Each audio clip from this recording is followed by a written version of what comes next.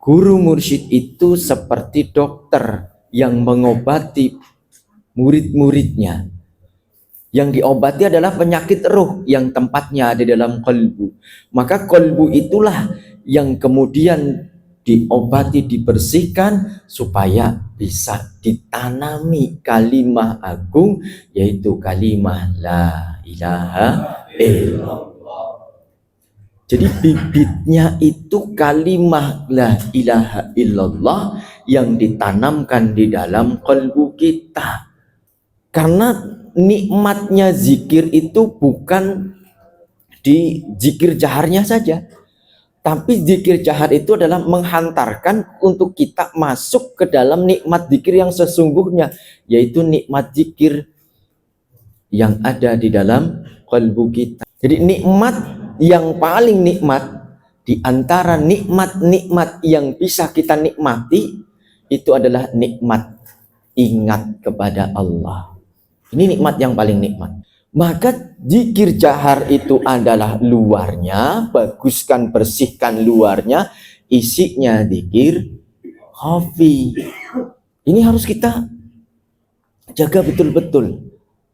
Jadi antara zikir jahar dan zikir khafi itu adalah jismani dan ruhani, kita harus betul-betul kita isi supaya orang yang bisa ingat kepada Allah di dalam ibadahnya, maka dia akan merasa selalu diawasi oleh Allah.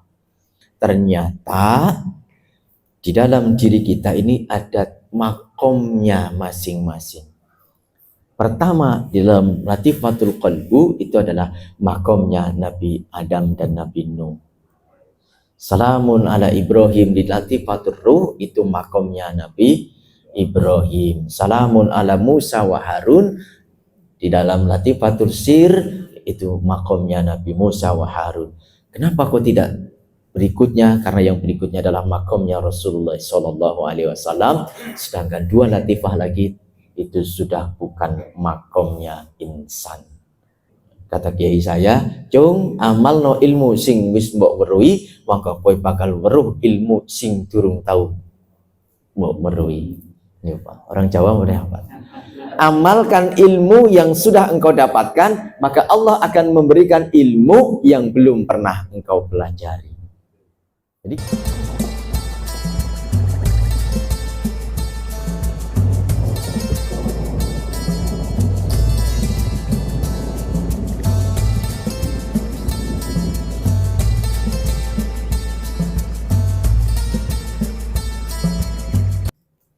Allahumma salli ala ruhi Sayyidina Muhammadin fil arwah wa salli ala jasadi Sayyidina Muhammadin fil ajsad wa salli ala qabri Sayyidina Muhammadin fil kubur wa balligh ruha Sayyidina Muhammadin minna tahiyatan wassalam.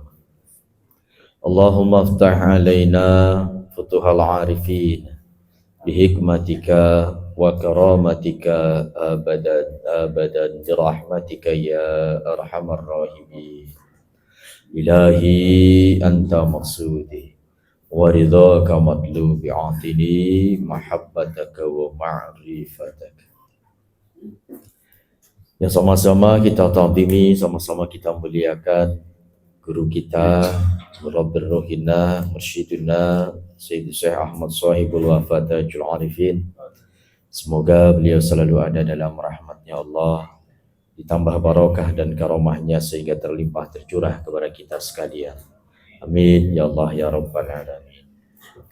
Juga yang sama-sama kita hormati para alim, para ulama, para asatidz, bil khusus pada beliau Akhilafillah Ustaz Najib Fari Junaidi, Ustaz Ihsan, Ustaz Hasan, dan juga alhamdulillah yang kami hormati Sohibul Wilayah Ustaz Asem, dan juga ada Ketua DMI. Ketua DMI, mudah-mudahan beliau-beliau diberikan kesehatan oleh Allah Subhanahu wa taala, diberikan kekuatan, keteguhan hati untuk terus berkhidmat, untuk terus menyebarkan, menyiarkan agama Allah Subhanahu wa taala, dan mudah-mudahan beliau pun selalu diberikan keistiqomahan oleh Allah Subhanahu wa taala. Dan juga yang kami hormati seluruh para ikhwan akhwat yang malam hari ini diperkenankan oleh Allah untuk hadir. Alhamdulillah hadir kita malam hari ini insyaallah sebagai penggugur dosa, dan insyaallah siapa yang hadir majelis zikir Rasulullah Shallallahu Alaihi Wasallam sudah menjamin bahwasanya malaikat akan memberikan panggilan kepadanya dan mengatakan bahwasanya bangkitlah kalian semuanya karena dosa-dosa kalian sudah diampuni oleh Allah dan keburukan-keburukan kalian digantikan dengan kebaikan. Allahumma alhamdulillah. Mudah-mudahan semuanya sehat ya. Waktunya mepet karena sudah malam, tapi insya Allah bukan berarti materinya sedikit. Materinya banyak, tapi insya Allah mudah-mudahan kita semuanya bisa menerimanya. Ikhwan akhwat rahimakumullah, bulan ini insya Allah kita sudah masuk hari ke-22 di bulan Sya'ban, jadi kurang lebih 8 hari, 1 minggu lagi lah. Mudah-mudahan Allah Subhanahu wa Ta'ala memberikan umur panjang kepada kita sehingga kita bisa bertemu kembali dengan bulan Ramadan. Jadi 3 bulan yang berurutan yang Allah muliakan. Kemarin di bulan Rajab, bulan Sya'ban, dan bulan Ramadan. Ada sebagian ulama yang menyebutkan bahwasanya bulan Rajab itu bulannya Allah. Bulan Sya'ban adalah bulannya Rasulullah. Bulan Ramadan adalah bulannya umat. Ada juga yang mengatakan bulan Rajab adalah bulan menanam, bulan Sya'ban bulan merawat, dan bulan Ramadan bulan panen. Kurang lebih eta-eta keneh sebenarnya. Bulan Rajab adalah bulan menanam. Bulan Sya'ban sekarang ini bulan merawat. Besok bulan depan bulan kita panen. Nah, kira-kira nih kita sudah punya harapan atau belum kita panen ini? Nah, kita harus manfaatkan betul-betul. Insya Allah masih ada bulan Ramadan lah, mudah-mudahan semua disampaikan umurnya oleh Allah Subhanahu wa Ta'ala. Jadi kalau kita berbicara tentang panen, logikanya orang yang panen itu ada yang ditanam, ya kan? Pertanyaannya, kenapa ulama menyebutkan bulan Rajab, bulan menanam, bulan Sya'ban, bulan merawat, dan Ramadan panen? Berarti kan ada yang ditanam. Apa yang ditanamkan? Apa yang kita harapkan untuk panen?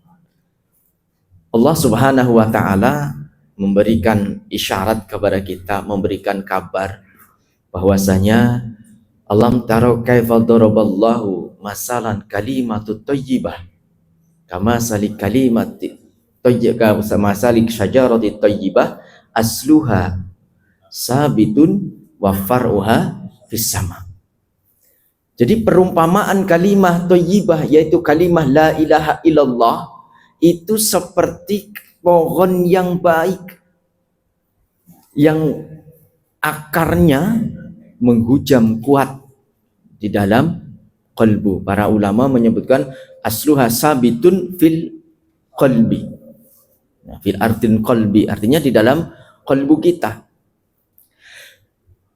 Pohon inilah yang bibitnya harus kita tanam. Jadi akarnya harus menjulang kuat, menghujam kuat di dalam kalbu kita, sementara batangnya menjulang tinggi sampai ke arasnya Allah. Ini yang harus kita punya, Pak. Maka sekarang ini Masya Allah, bulan Ramadan, tahun-tahun kemarin, mudah-mudahan tahun ini enggak. Bulan Ramadan ini banyak yang dianggap biasa-biasa saja. Tidak ada kegembiraan, tidak disambut. Sedangkan kita kalau mau panen, ya kalau orang di kampung itu kalau mau panen itu Masya Allah, syukuran, nanti persiapan, semuanya kan gembira. gembira menyambut mau panen.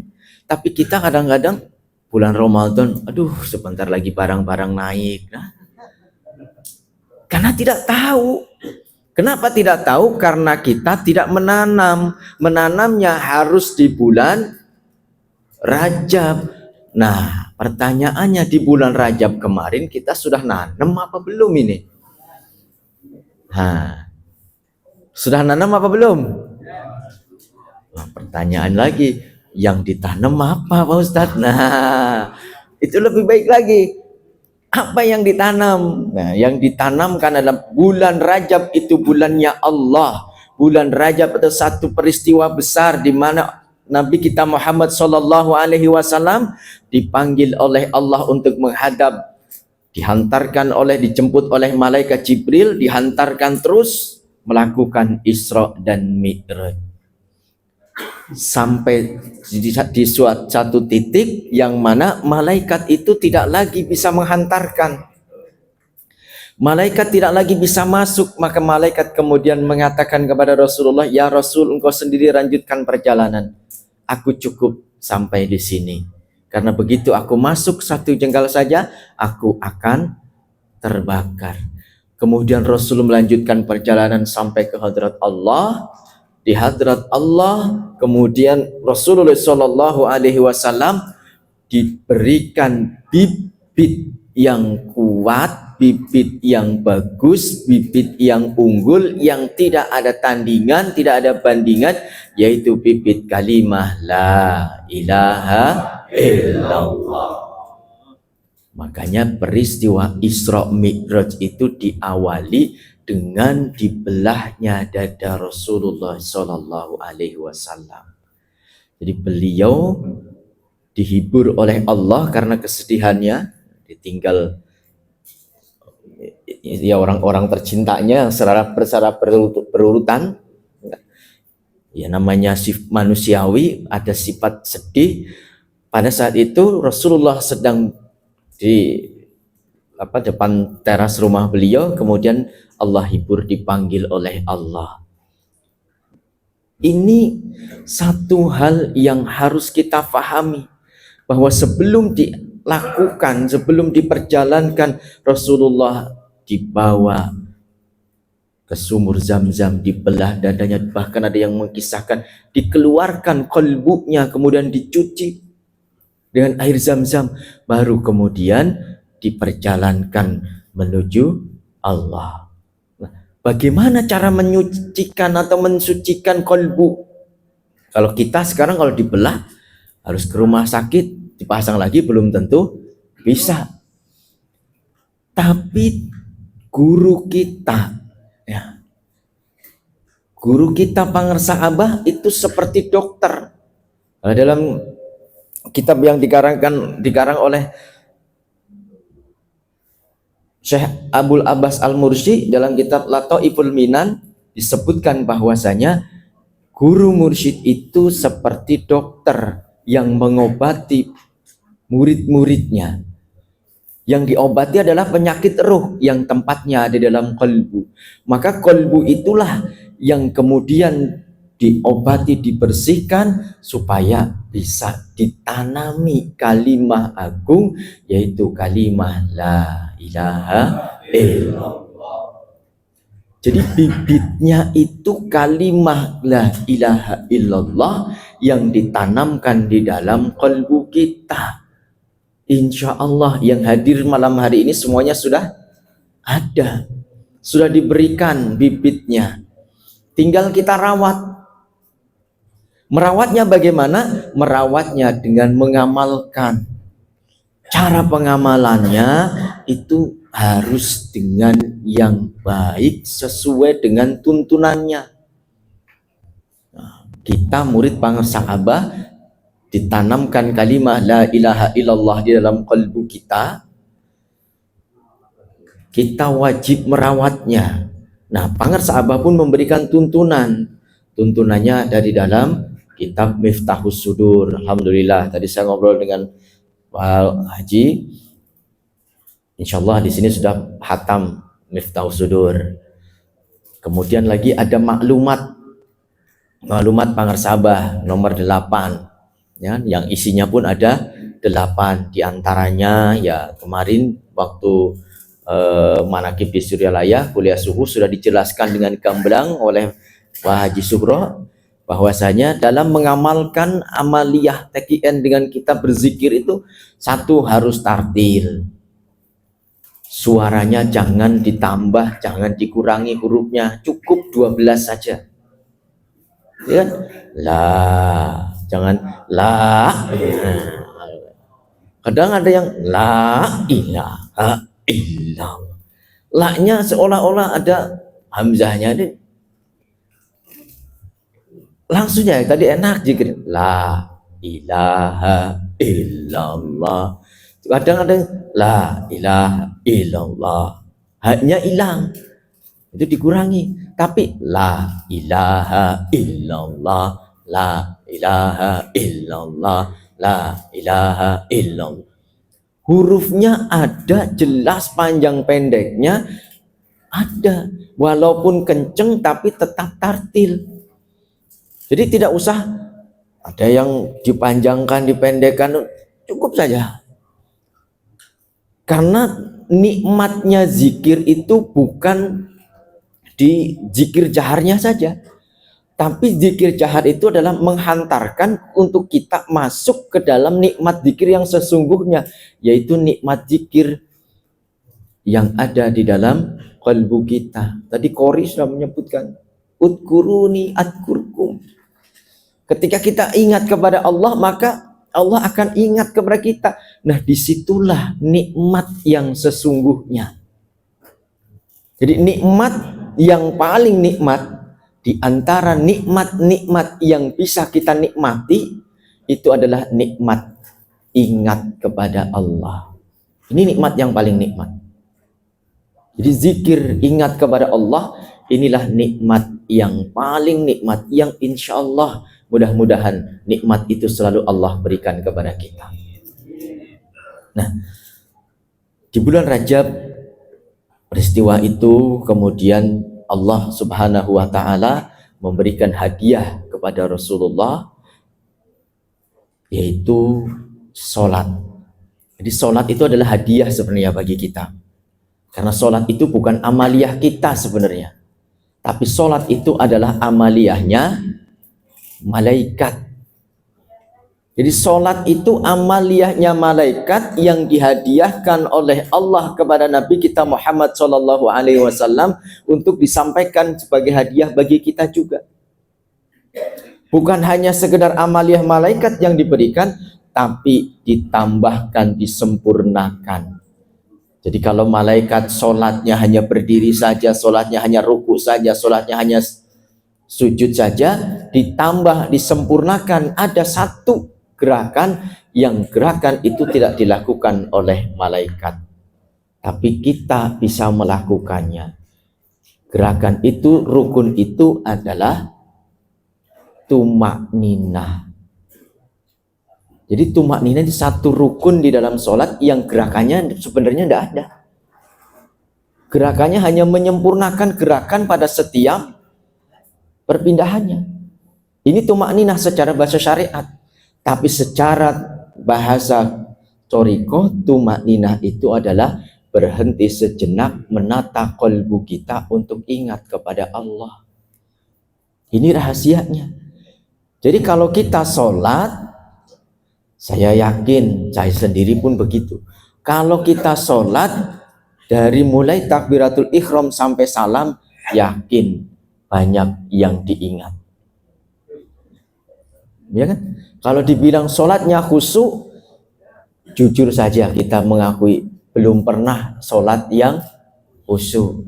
Ada yang sudah pernah sholat khusyuk? Ya kan? Kalau kita mau jujur, sholat kita tidak ada yang sholat dari awal sampai akhir khusyuk, tidak ada. Apalagi kelas kita, sahabat aja tidak sanggup. Tapi kita pengamal thariqah harus tahu bahwasanya khusyuk itu letaknya ada pada tumak ninah. Tumak ninah itu paling tidak kita menata gerakan supaya tidak kemana-mana. Kalau kita mau khusyuk, ya begitu, Allahu Akbar. Kita tata kolbu kita, tarik nafasnya, tahan, ketukan kolbu kita dengan zikrullah. Begitu nanti kita mau ruku, Allahu Akbar. Sempurnakan dulu gerakannya, isi dengan zikir khafi. Walaupun tidak bisa semuanya selama kita ruku itu khusyuk semua, minimum saat kita ruku yang pertama diawali dengan khusyuk. Nanti bangkit, begitu pula sempurnakan, isi dengan zikir khafi terus. Kalau kita tidak isi kolbu kita dengan zikir khafi, ya dipastikan kita akan kemana-mana pikirannya. Wong kadang ada yang mengatakan kalau sholat pengen khusyuk, imam baca fatihah, kita mengikuti. Nanti kita menginikan artinya. Ujung-ujungnya baru setengah pikiran sudah entah kemana. Sulit, Pak. Tapi kalau kita minimum 3 kalilah ketuk. Setiap gerakan kita ingat di dalam kalbu kita dengan zikrullah.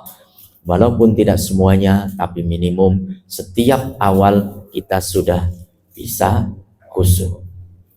Nah, bulan Rajab kita menanam kalimah yang agung, kalimah la ilaha illallah. Bulan Sya'ban kita pun praktek. Jadi kalau tadi di bulan Rajab kita diberikan hadiah sholat yang kemudian kita praktekkan, dari mulai awal bulan Rajab kita sholat 15 rakaat, 10 rakaat, 10 rakaat, 10 rakaat. Bulan Sya'ban ini langsung kita praktekkan, diuji 100 rakaat. Supaya apa? Supaya nanti pas panen kita tuh udah kuat. Jadi di bulan Rajab ini kita udah persiapan, oh begini. Begitu bulan Sya'ban diuji, nah nanti bulan Ramadan kita sudah tidak kaget. Jadi panennya dapat pahala banyak.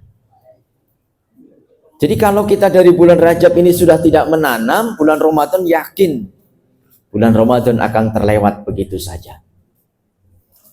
Nah, di bulan Ramadan guru kita Pangersa Abah memberikan tuntunan yang syarat dengan isyarat-isyarat yang luar biasa.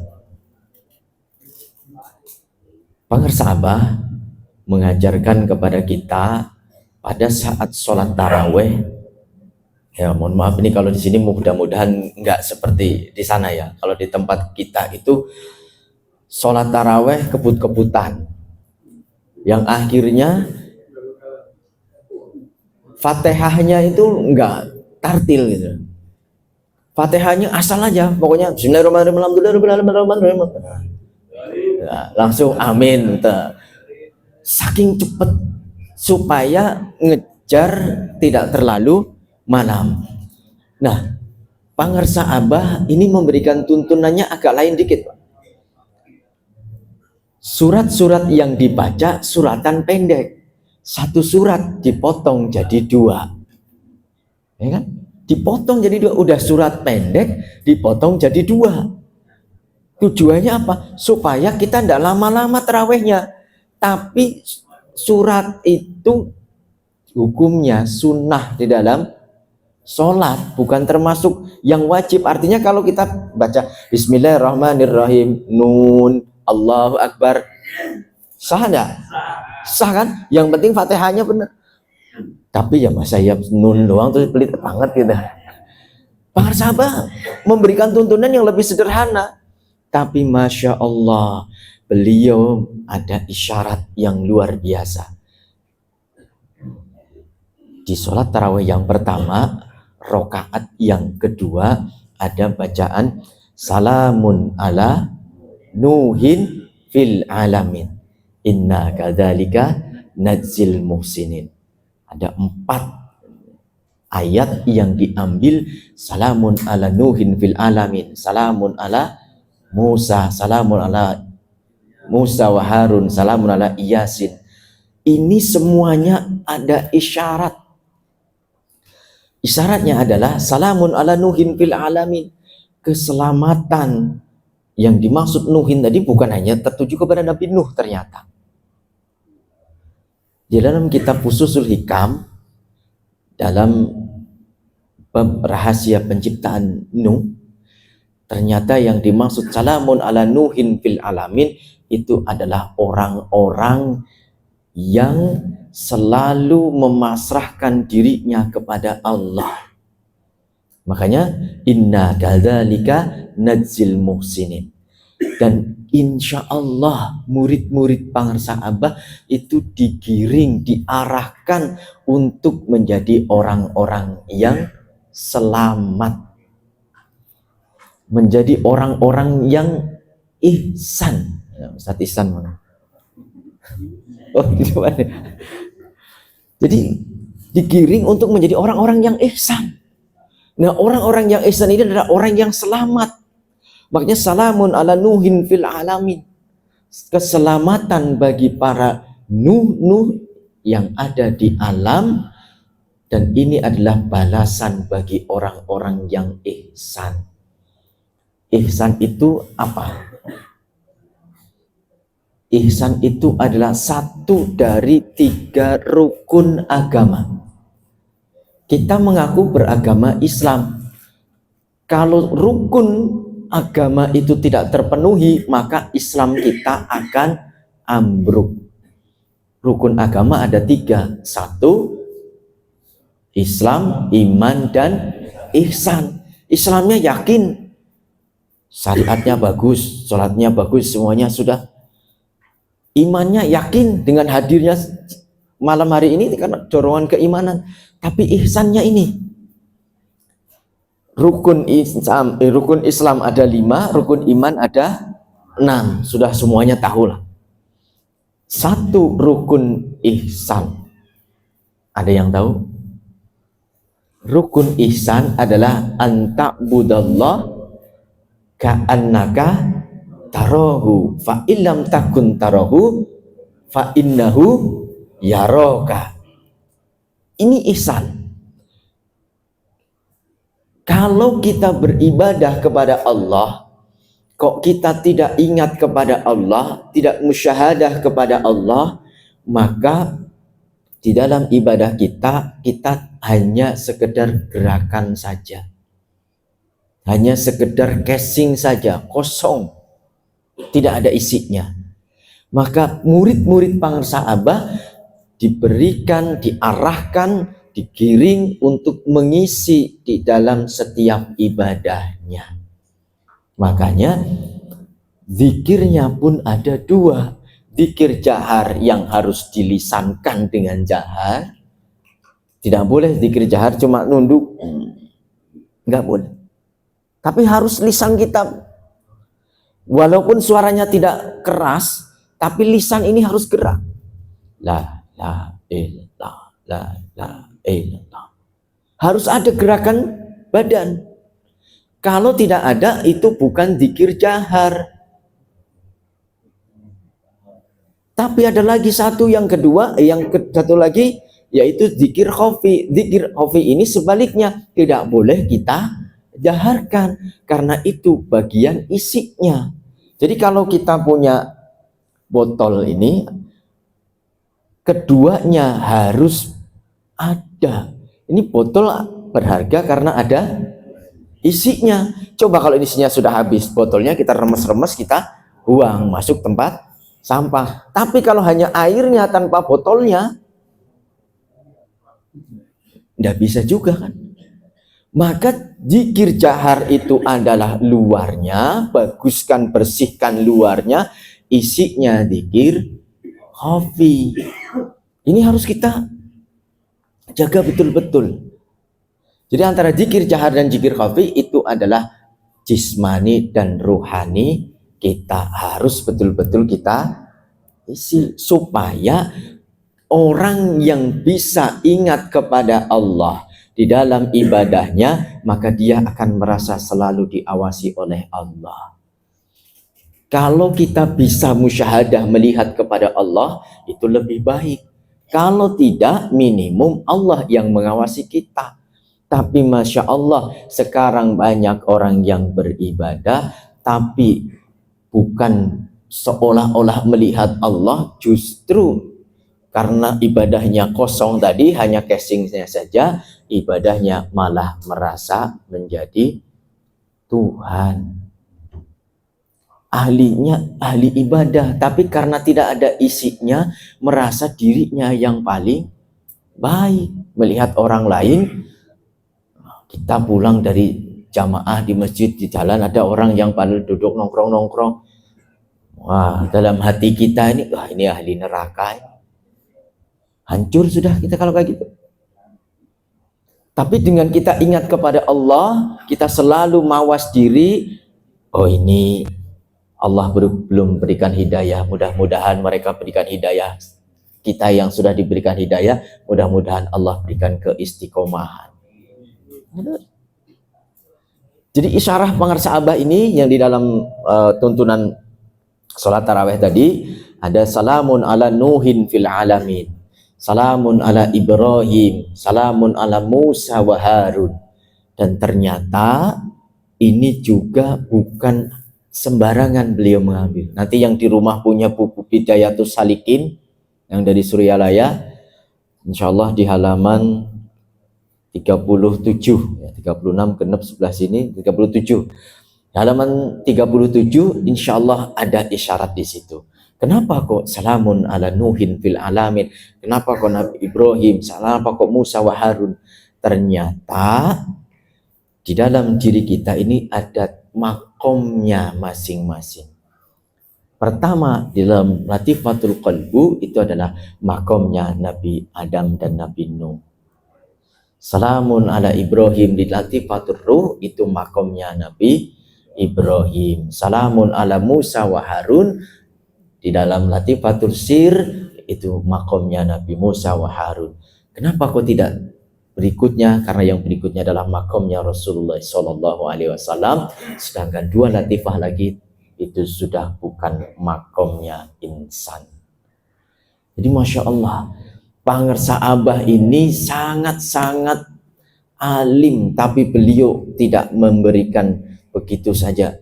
Tapi kita harus mencari, insya Allah dengan kita mengamalkan, saling berbagi, insya Allah semuanya akan Allah berikan. Ilmunya kita cari, amalnya tinggal kita amalkan.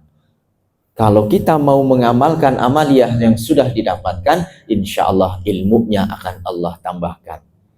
Kata kiai saya, cung amal no ilmu sing wis mbok weruhi, mangka kowe bakal weruh ilmu sing durung tau mbok weruhi. Ini Pak, orang Jawa udah apa? Amalkan ilmu yang sudah engkau dapatkan, maka Allah akan memberikan ilmu yang belum pernah engkau pelajari.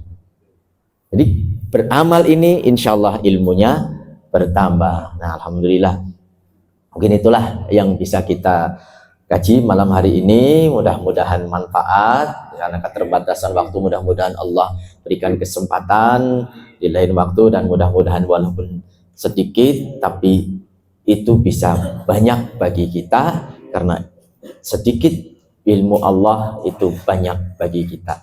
Dan mudah-mudahan barokahnya dari bapak-bapak semuanya, ikhwan akhwat, bisa mengenai ke saya, sehingga Allah Subhanahu wa Ta'ala pun selalu memberikan kekuatan dan keistiqomahan kepada saya. Mohon maaf atas segala kekurangannya. Billahi taufiq.